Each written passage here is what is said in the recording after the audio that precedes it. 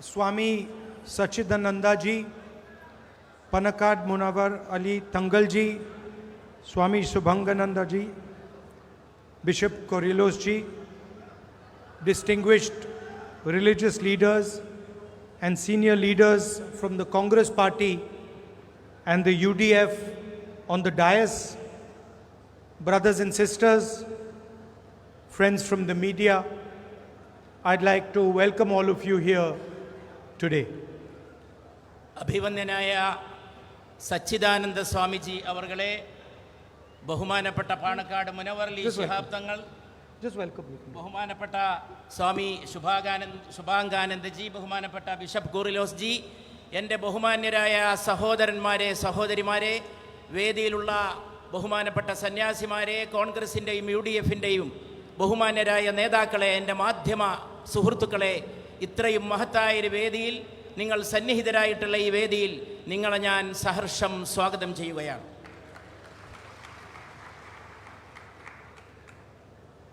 It's an honor for me to come here and be part of this function that commemorates the meeting of two giants. രണ്ട് മഹാപുരുഷന്മാരുടെ സംഗമത്തെ അനുസ്മരിക്കുന്നതിനും അത് ആഘോഷിക്കുന്നതിനും വേണ്ടിയുള്ള ഈ മഹത്തായ സമ്മേളനത്തിൽ വരാൻ സാധിച്ചത് എനിക്കൊരു ബഹുമാനമായിട്ട് ഞാൻ പരിഗണിക്കുകയാണ്. Sri Narayana Guruji and Mahatma Gandhi ji. Shri Narayana Guru, Mahatma Gandhi. And while the speeches were going on, I was sitting there thinking about what I should say. I started to wonder what the scene would have been like when Mahatma Gandhi and Narayana Guruji met. ഞാനിവിടെ നടന്ന പ്രസംഗങ്ങളൊക്കെ സാഗൂതം ശ്രദ്ധിക്കുകയായിരുന്നു. എത്രമാത്രം വശ്യമായിട്ടുള്ള കൂടിക്കാഴ്ചയായിരിക്കും ശ്രീനാരായണ ഗുരുവും മഹാത്മാഗാന്ധിയും തമ്മിൽ സംഭവിച്ചിട്ടുണ്ടാവുക എന്നീ വേദിയിലിരുന്ന് ഞാൻ ഓർക്കാൻ ശ്രമിച്ചു. And I thought to myself, they must have met in a simple place. എങ്ങനെയായിരിക്കും അവരുടെ കൂടിക്കാഴ്ച എന്ന് ഊഹിച്ചപ്പോൾ അത് ലളിതമായിരിക്കും, സരളമായിരിക്കുമെന്ന് എനിക്ക് തോന്നി. ലളിതമായ ഒരു സ്ഥലത്തായിരിക്കും തീർച്ചയായും ആ കൂടിക്കാഴ്ച നടത്തിയിട്ടുണ്ടാവുക. Not a huge house, വലിയൊരു വീടായിരിക്കില്ല, not a lot of wealth, വലിയ സമ്പന്നരായിരിക്കില്ല അവിടെ സമ്മേളിച്ചിട്ടുള്ളത്. no fancy things in the room. അവിടെ എന്തെങ്കിലും വിനോദാത്മകമായിട്ടുള്ള കാര്യങ്ങൾ ആ മുറിയിൽ ഉണ്ടായിരിക്കില്ല. The room must have been quite simple. ആ മുറി പോലും വളരെ ലളിതവും സുന്ദരവുമായിരിക്കും. Then I thought, what would they have discussed? എന്തായിരിക്കും അവർ സംവദിച്ചിട്ടുണ്ടാവുക? And I realized a strange thing. I realized that it is very easy to understand what they must have discussed, even though this conversation took place 100 years back. 100 കൊല്ലം മുമ്പാണ് ഈ സംവാദം, ഈ സംഭാഷണം നടന്നതെങ്കിലും എന്താണ് അവർ ചർച്ച ചെയ്തിട്ടുണ്ടാവുക എന്നുള്ളത് ഊഹിക്കാനും മനസ്സിലാക്കാനും വളരെ എളുപ്പമാണ് എന്നെനിക്ക് തോന്നി. In fact, there is only one thing they could have discussed. അവർക്ക് ഒറ്റ കാര്യമേ ചർച്ച ചെയ്യാൻ ഉണ്ടാവുകയുള്ളൂ: truth and non-violence. സത്യം, അഹിംസ. And whatever they said to each other would have been said in that frame. അവർ പറഞ്ഞ എല്ലാ കാര്യങ്ങളും ഈ രണ്ട് തത്വപ്രമാണങ്ങളുടെ ഒറ്റ ക്യാൻവാസിൽ, ഒറ്റ ചിത്രത്തിൽ ഒതുക്കാവുന്നതാണ് എന്ന് എനിക്ക് തോന്നുന്നു. And then I thought to myself, how strange. എത്ര വിചിത്രം. When giants meet, they are both humble. മഹാമേരുക്കൾ കൂടിക്കാഴ്ച നടത്തുന്നു, പക്ഷെ ആ കൂടിക്കാഴ്ചയിൽ അവർ വളരെ എളിയവരായിത്തീരുന്നു. And when small-minded people meet, there is so much ahankar, arrogance in the room. എന്നാൽ വളരെ ചെറിയ ആളുകൾ കൂടിക്കാഴ്ചക്ക് കൂട്ടിമുട്ടുമ്പോൾ ഇന്നുണ്ടാകുന്നത് വലിയ അഹങ്കാരവും വലിയ പ്രദർശനാത്മകതയുമാണ്. And then I thought, how strange. I am fighting for the Constitution of India. ഞാൻ ഇന്ത്യയുടെ ഭരണഘടനയ്ക്ക് വേണ്ടിയാണ് പോരാടുന്നത്. Everybody says that it's a book പലരും പറയുന്നു അത് കേവലം ഒരു പുസ്തകമാണെന്ന്. that India adopted after its independence struggle. India സ്വാതന്ത്ര്യത്തിന് ശേഷം സ്വീകരിച്ച കേവലം ഒരു പാഠപുസ്തകം പോലുള്ള ഒരു പുസ്തകമാണത് എന്നാണ് പലരും പറഞ്ഞുകൊണ്ടിരിക്കുന്നത്. But right now, Swamiji gave me a book biography of Narayana Guruji. പക്ഷെ അല്പം മുമ്പ് അഭിവന്ദനായ സച്ചിദാനന്ദ സ്വാമിജി എനിക്ക് ശ്രീനാരായണ ഗുരുവിന്റെ ഒരു ജീവചരിത്രം സമ്മാനിച്ചു. And before that, Venugopalji translated the prayer that Narayana Guruji made. അതിനു മുമ്പ് ശ്രീ വേണുഗോപാൽജി നാരായണ ഗുരുവിന്റെ ദൈവദശകം എന്ന പ്രാർത്ഥനാ വചനങ്ങൾ എനിക്ക് മൊഴിമാറ്റം ചെയ്തു തന്നു. So I was thinking how strange that the values, the ideas of Narayana Guru are in the Constitution of India. അപ്പോഴാണ് എനിക്ക് വളരെ അത്ഭുതകരമായി വിചിത്രമായി തോന്നുന്നത്, എത്രമാത്രമാണ് നാരായണ ഗുരുവിന്റെ തത്വങ്ങൾ ഇന്ത്യയുടെ ഈ ഭരണഘടനയുടെ ഉള്ളടക്കത്തിൽ അടങ്ങിയിട്ടുള്ളത് എന്ന പരമാർത്ഥം. The Constitution says, love and respect the weak. Narayana Guruji said, love and respect the weak. ഭരണഘടന പറയുന്നു സ്നേഹിക്കുക, പരസ്പരം ആദരിക്കുക. നാരായണ ഗുരുവും ഉദ്ഘോഷിച്ചു സ്നേഹിക്കുക, പരസ്പരം ആദരിക്കുക. The Constitution says, do not crush those who are weaker than you, give space to every single being. Narayana Guruji said that. ഭരണഘടന പറഞ്ഞു അവശരായിട്ടുള്ളവരെ, താഴേക്കടയിലുള്ളവരെ അവഗണിക്കരുത്, അവരെ പരിഗണിക്കണം, അവരെ സഹായിക്കണം. ശ്രീനാരായണ ഗുരുവും അത് തന്നെ പറഞ്ഞു, അവശരെ പരിഗണിക്കണം, അവരെ ചേർത്ത് പിടിക്കണം. I opened the book and I read 5 minutes. I read a little story about mangoes being stolen from the ashram. ആശ്രമത്തിൽ നിന്ന് മാമ്പഴം മോഷ്ടിക്കപ്പെട്ട ഒരു സംഭവമാണ് ഈ പുസ്തകം തുറന്നു നോക്കിയപ്പോൾ ആദ്യമായിട്ട് എൻ്റെ കണ്ണിൽപ്പെട്ടത്. There was some mangoes in the ashram and somebody stole them. ആശ്രമത്തിൽ കുറച്ച് മാമ്പഴം ഉണ്ടായിരുന്നു, ആരോ അത് മോഷ്ടിച്ചു. Narayana Guruji was not at the ashram. Narayana Guru ആശ്രമത്തിൽ ഉണ്ടായിരുന്നില്ല. And the disciples got very angry and called the police, and the police identified the thief. ശിഷ്യഗണങ്ങൾ അതിൽ വളരെ ഉത്കണ്ഠാകുലരായി, അവരതിൽ രോഷാകുലരായി, അവർ പോലീസിനെ അറിയിച്ചു. പോലീസ് മോഷ്ടാവിനെ പിടികൂടാൻ തയ്യാറായി. And the policeman was going to really brutalize the thief, be very violent towards the thief. മോഷ്ടാവിനോട് വളരെ പരുഷമായും വളരെ അക്രമപരമായും പെരുമാറാനും പോലീസുകാർ തുനിയുകയായിരുന്നു. And what did Narayana Guruji say? He said, I'm not going to come to the ashram. I'm not going to come back to the ashram. Narayana Guru അതിനോട് പ്രതികരിച്ചത് ഇങ്ങനെയായിരുന്നു, ഞാൻ ഇനി ആശ്രമത്തിലേക്ക് തിരിച്ചു വരുന്നില്ല എന്ന്. Because I do not accept violence being done to the thief. കാരണം മോഷ്ടാവിനോട് പോലും നടത്തുന്ന ഈ ഹിംസയെ എനിക്ക് അംഗീകരിക്കാൻ സാധിക്കില്ല എന്നാണ് ശ്രീനാരായണ ഗുരു അന്ന് പറയുകയുണ്ടായി. There must be a reason why he has stolen. അങ്ങനെ ആ മോഷ്ടാവ് മോഷ്ടിച്ചിട്ടുണ്ടെങ്കിൽ അതിനെന്തെങ്കിലും കാരണം കാണും എന്നും ശ്രീനാരായണ ഗുരു പറയുകയുണ്ടായി. We can explain to him നമുക്ക് അദ്ദേഹത്തിന് പറഞ്ഞു കൊടുക്കാം his mistake, but why beat him or kill him? അദ്ദേഹത്തിന്റെ തെറ്റ് അദ്ദേഹത്തെ ധരിപ്പിക്കാമെന്നല്ലാതെ അദ്ദേഹത്തിന് എന്തിനെ ആക്രമിക്കണം, പ്രഹരിക്കണം എന്ന് ശ്രീനാരായണ ഗുരു ചോദിച്ചു. So the Constitution has forgiveness.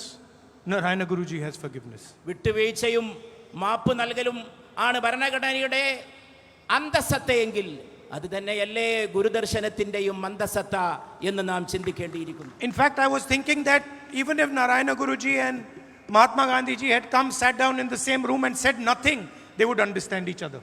Narayana ഗുരുവും ശ്രീ മഹാത്മാഗാന്ധിയും അന്ന് ആശ്രമത്തിൽ വന്ന് പരസ്പരം കണ്ട് ഒന്നും പറയാതെ പരസ്പരം മിണ്ടാതെ മൗനികളായി തിരിച്ചു പോയിരുന്നുവെങ്കിലും ഇതേ കാര്യങ്ങൾ സംഭവിക്കുമായിരുന്നു, അവർക്ക് ഇതേ കാര്യങ്ങൾ മനസ്സിലാക്കാൻ കഴിയുമായിരുന്നു എന്നാണ് ഞാൻ വിചാരിക്കുന്നത്. Because what they are discussing is the truth, and the truth is simple. There is nothing complicated about it. കാരണം അവർ ചർച്ച ചെയ്തത് സത്യത്തെക്കുറിച്ചാണ്. സത്യം സരള സുന്ദരമാണ്, അതിന് സങ്കീർണതകൾ വശമില്ല. And that's why I view the Constitution not as a book that was written post-independence, but a book that carries the wisdom of our country, of India. അതുകൊണ്ടാണ് ഞാൻ പറയുന്നത്, സ്വാതന്ത്ര്യാനന്തരം എഴുതപ്പെട്ട ഒരു പുസ്തകം മാത്രമല്ല ഇന്ത്യയുടെ ഭരണഘടന, അത് ഇന്ത്യയുടെ മഹത്തായ തത്വങ്ങളുടെയും പ്രമാണങ്ങളുടെയും ശേഖരമാണ്, അതിൻ്റെ പ്രതീകമാണ്. അതാണ് ഭരണഘടനയെക്കുറിച്ച് നാം മനസ്സിലാക്കേണ്ടത്. And in the prayer, Narayana Guruji says, take us away from darkness, take us towards knowledge. തമസ്സിൽ നിന്ന് ജ്യോതിസരേക്ക് പ്രകാശത്തിലേക്ക് നയിക്കണമേ എന്ന പ്രാർത്ഥനയാണ് Narayana Guru ഉരുവിടുകയുണ്ടായത്. And today we see in our politics, we see in international relations, everybody is running towards darkness and away from knowledge. ഇന്ന് രാഷ്ട്രീയത്തിൽ മാത്രമല്ല രാജ്യാന്തരമായിട്ടുള്ള സ്ഥിതിവിശേഷത്തിലും ആളുകൾ ഇരുട്ടിലേക്ക് കൂപ്പുകുത്തുന്നതും അതിലേക്ക് ഓടിച്ചെല്ലുന്നതുമാണ് നാം കണ്ടുകൊണ്ടിരിക്കുന്നത്. There is no attempt to understand the other person. You just bomb and kill the other person. മറ്റുള്ളവനെ അവരനെ മനസ്സിലാക്കാനുള്ള ഒരു ശ്രമവും ഇന്ന് നടക്കുന്നില്ല. അവരന്റെ മേൽ ബോംബ് വർഷിച്ച് അവനെ തകർക്കുകയല്ലാതെ അവനെ മനസ്സിലാക്കാനോ അവനെ ഉൾക്കൊള്ളാനോ ഉള്ള ഒരു ശ്രമവും നമുക്ക് കാണാൻ സാധിക്കുന്നില്ല. It is the same in our politics. അത് തന്നെ നമ്മുടെ രാഷ്ട്രീയത്തിലും നടക്കുന്നു. You don't agree with someone, so you attack that person, you're violent towards that person. ഒരു മനുഷ്യനെ നിങ്ങൾക്ക് മനസ്സിലാക്കാൻ കഴിയാതെ വരുമ്പോൾ നിങ്ങളെയാളെ ആക്രമിക്കുന്നു, നിങ്ങളെയാൾക്കെതിരെ പകയോടുകൂടി പെരുമാറുകയും ചെയ്യുന്നു. And really this is what Narayana Guruji was against. ഇത് തന്നെയാണ് ശ്രീനാരായണ ഗുരു എതിർത്ത കാര്യങ്ങൾ എന്ന് നാം മനസ്സിലാക്കണം. And this is what Gandhiji fought and died for. ഇതിനു വേണ്ടിയാണ് ഗാന്ധിജി നിലകൊണ്ടതും ഗാന്ധിജി രക്തസാക്ഷിത്വം വരിച്ചതും എന്നും നാം മനസ്സിലാക്കണം. So if we are serious about Narayana Guruji and we are coming and speaking at this forum, then we should be serious about his ideas. നാം യഥാർത്ഥത്തിൽ നാരായണ ഗുരുവിനെയും മഹാത്മാഗാന്ധിയെയും ഗൗരവത്തിലെടുക്കുന്നുണ്ടോ?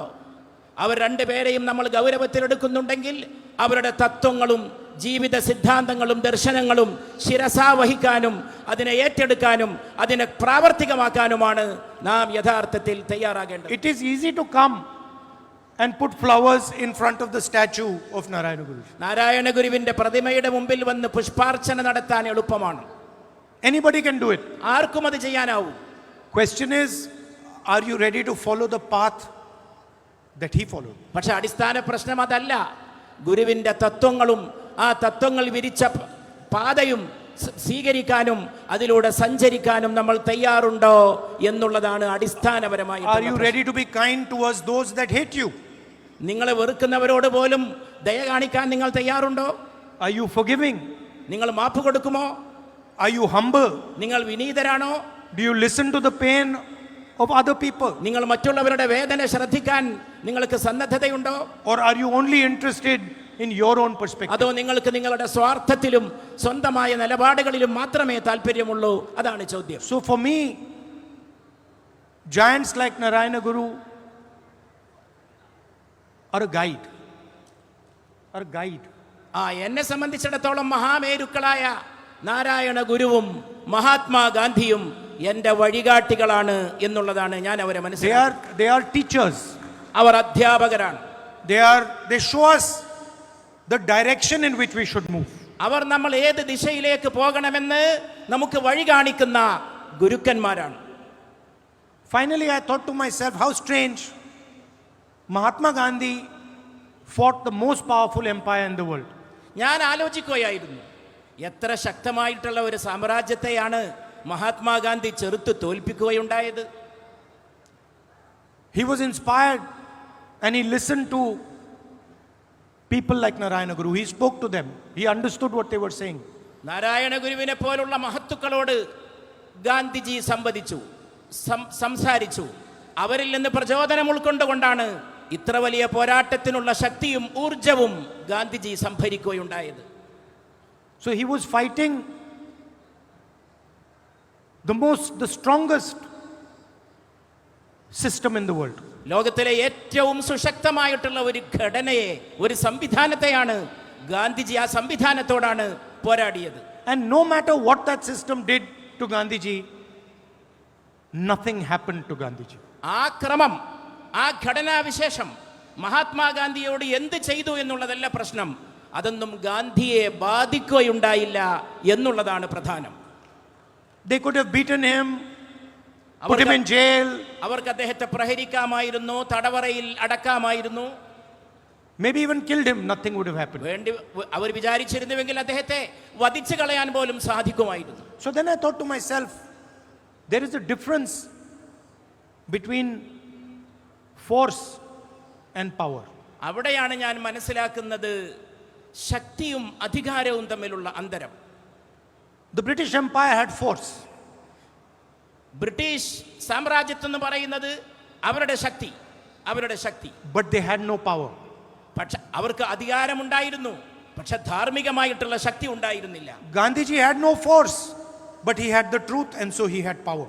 ഗാന്ധിജിക്ക് അധികാരശക്തിയോ മേധാശക്തിയോ ഉണ്ടായിരുന്നില്ല, പക്ഷേ അദ്ദേഹത്തിന് ധാർമ്മികമായ ശക്തി ഉണ്ടായിരുന്നു എന്നുള്ളതായിരുന്നു അദ്ദേഹത്തിന്റെ And the സവിശേഷത. same way, Narayana Guru ji had no strength. അതുപോലെ നാരായണ ഗുരുവിന്റെ കയ്യിൽ മേധാശക്തിയോ ആധിപത്യ ശക്തിയോ ഉണ്ടായിരുന്നില്ല. He did not have huge amounts of wealth. അദ്ദേഹത്തിന് ധാരാളം സമ്പത്തുണ്ടായിരുന്നില്ല. He did not drive in a fancy car. അദ്ദേഹം ഒരു വലിയ വിനോദം പോലുള്ള ആഘോഷിക്കപ്പെടുന്ന പോലുള്ള വാഹനങ്ങളിൽ സഞ്ചരിച്ചിട്ടുണ്ടായിരുന്നില്ല. But he was easily the most powerful man in Kerala. പക്ഷേ in his time.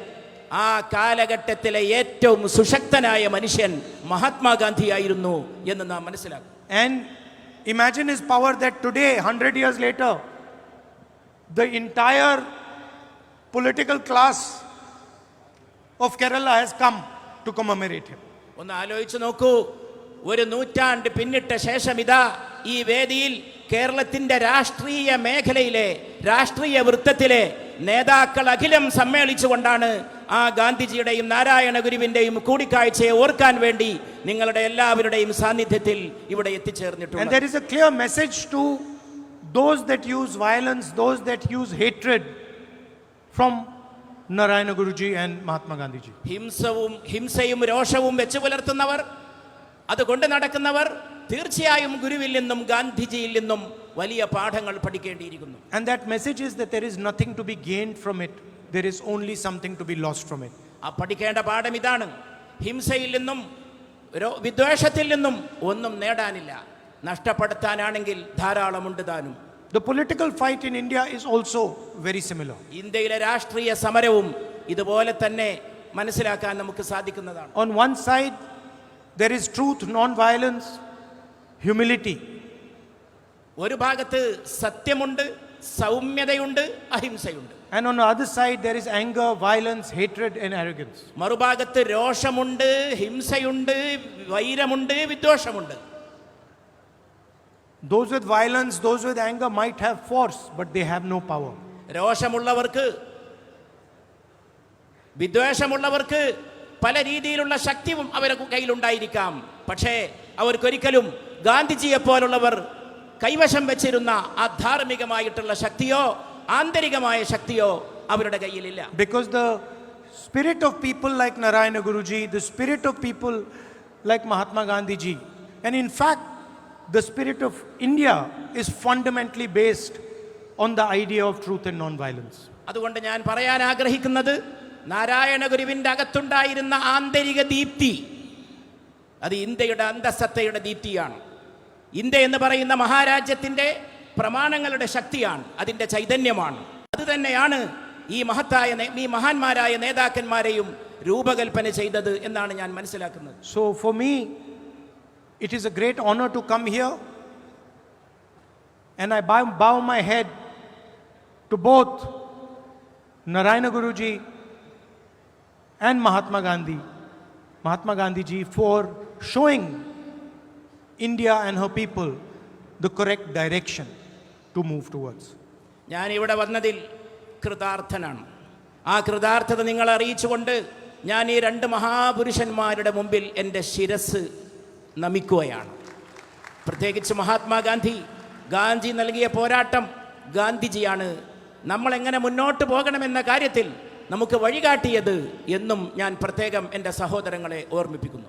I'd like to thank the organizers, thank Swamiji and everybody who has made this wonderful function a possibility. ഇത്രയും മഹത്തായ ഒരു ചടങ്ങ്, ഇത്രയും വിസ്മയകരമായ ഒരു ചടങ്ങ് സംഘടിപ്പിച്ച എല്ലാ സംഘാടകരെയും വിശേഷിച്ച് സ്വാമിജിയെയും ഞാൻ പ്രത്യേകം അഭിനന്ദിക്കുകയാണ്. Namaskar. നമസ്കാരം.